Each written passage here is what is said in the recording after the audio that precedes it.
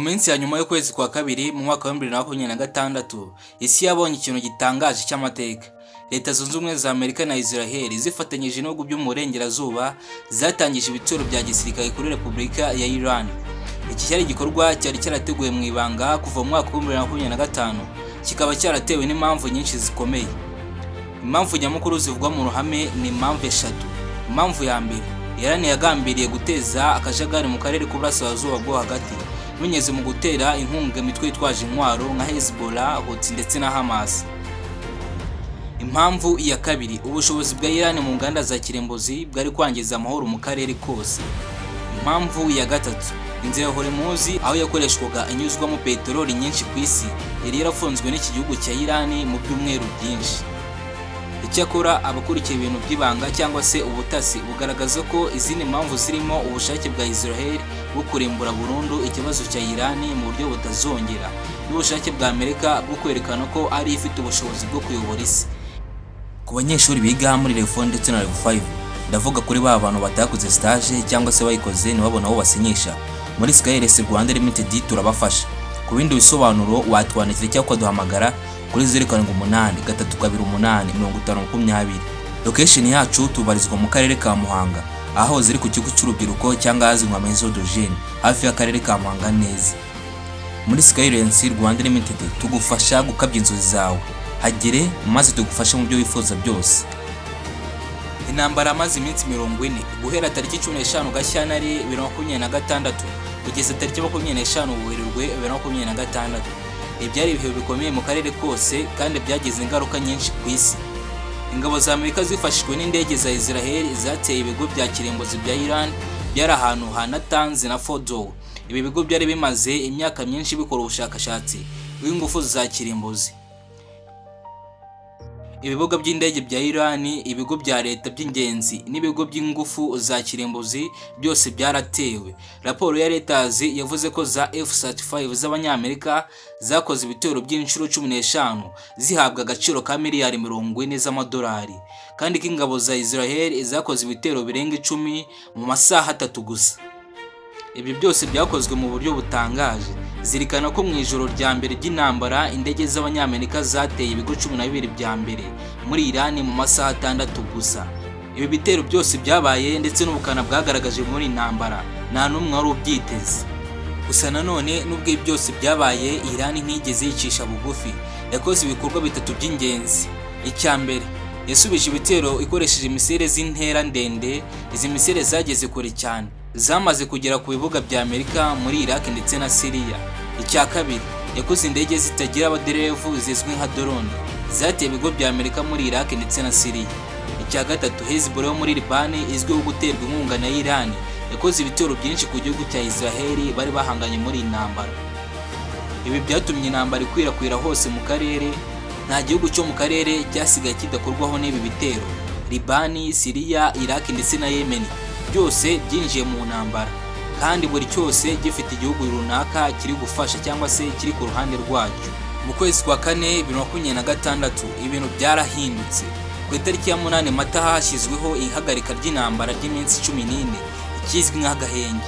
Iki cyemezo cyari gitangaje cyane kuko nta numwe wari witeze ko impande zombi izemera akagahenge. Nk'uko raporo ya The New York Times yabivuze, iyi yari ihagarika ry'intambara ku mpande zose kubera ko nta kindi gikorwa cyashobokaga.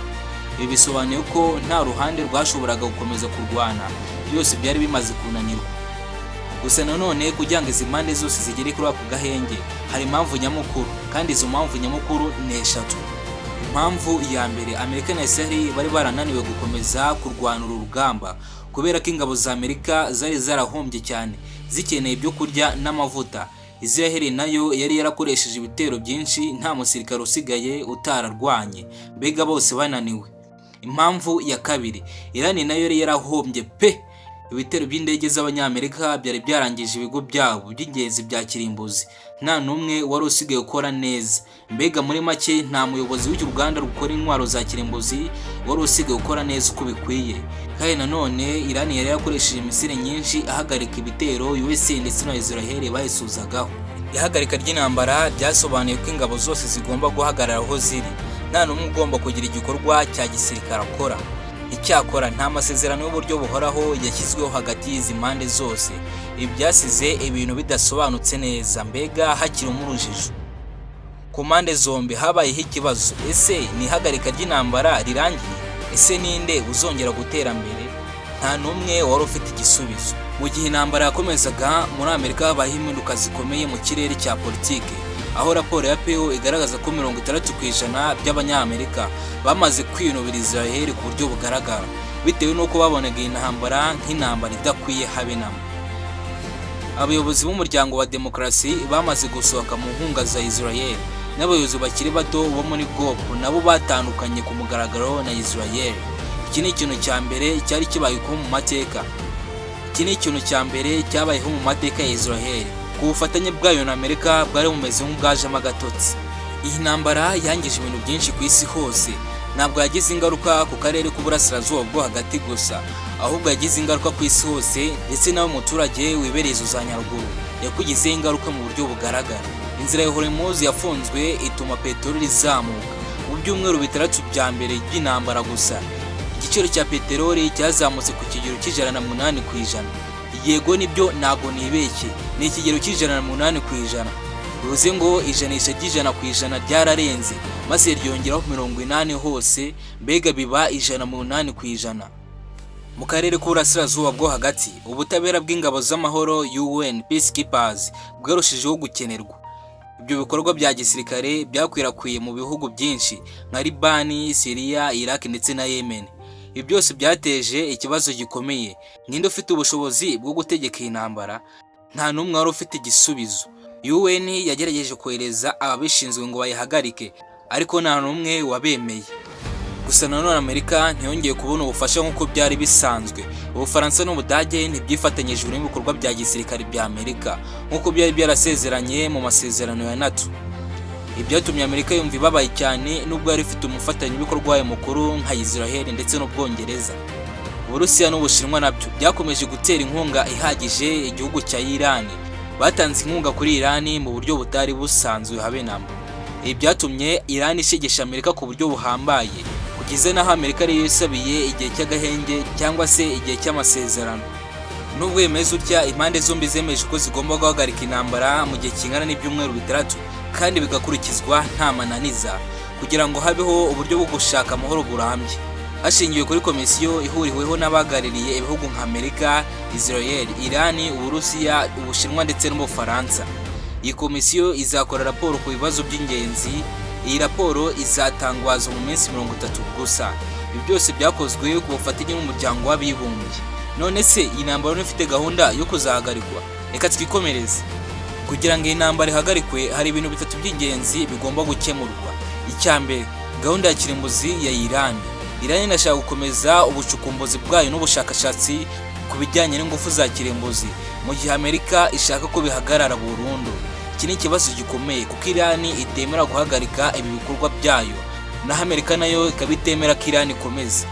Icya kabiri ni inzira ya Hormuz. Iran ishaka ko iyi nzira ya Hormuz iguma mu maboko yayo, mu gihe Amerika ishaka ko inzira nayo yigenzura. Iki ni ikibazo gikomeye kuko inzira ya Hormuz ariyo nyungu nyamukuru ya Iran. Bikaba byumvikanisha neza ko iyi nzira idashobora guharwa n'igihugu cya Iran. Icya gatatu, indishyi z'ibyangijwe. Buri ruhande rusaba miliyari z'amadolari mu ndishyi z'ibyangijwe, ariko nta ruhande rwemera kwishyura. Ibi byose byakomeje kuba intandaro yo kutarangira kw'iyi ntambara. By'umwihariko, uru rugamba rugaragaza ibihe ko byahindutse. Hari ibintu 3 by'ingenzi tugomba kwigira muri iyi ntambara. Iran yerekanye ko idatsindwa nk'uko abantu benshi babyumvaga. Nubwo yatewe ku ngabo zayo, yashoboye gukomeza kugira ubushobozi bwo kurwanya ibitero. Iyi ntambara yerekanye ko mu karere k'uburasirazuba bwo hagati nta gihugu gishobora gutsindwa byoroshye. Iran yerekanye ko ifite ubushobozi bwo gukora misile ndende z'intera ndende. Ibi byose byakozwe nubwo byavuyemo intambara, gusa nanone byerekanye ko Iran idatinya Amerika ndetse na Israel. Icya kabiri, Amerika na Israel bamenye ko mu karere gakomeye k'uburasirazuba bwo hagati nta mikino bagira. Kibyo bavugaga ko bizarangira mu byumweru 2 by'intambara byabaye iminsi 40 yose. Ibi byerekanye ko intambara z'iki gihe zitangira byoroshye ariko zikarangira bitoroshye habe na gato. Amerika na Israel bamenye ko badashobora gutsinda Iran mu buryo bwihuse. Bamenye ko bashobora kurwana igihe kirekire kandi nta bushobozi babifitiye. Icya gatatu ari nacyo cya nyuma, nk'uko umunyamakuru wa Al Jazeera yabivuze, intambara ntabwo ari intambara ya mbere cyangwa iya nyuma muri aka karere, ahubwo ni ikimenyetso cy'uko bizajya biba bimeze mu gihe kiri imbere. Ndagushimiye rero twabanye kuva ku ntangiriro y'iki cyegeranyo kugeza ku musozo. Gusaba kubanza gukanda subscribe kuri iyi video ndetse no gukanda like kugira ngo ukomeze gutungurwa no gusobanukirwa n'ibyengeranyo mba naguteguriye. Njye mwabanye ndi Topa. Ciao ciao.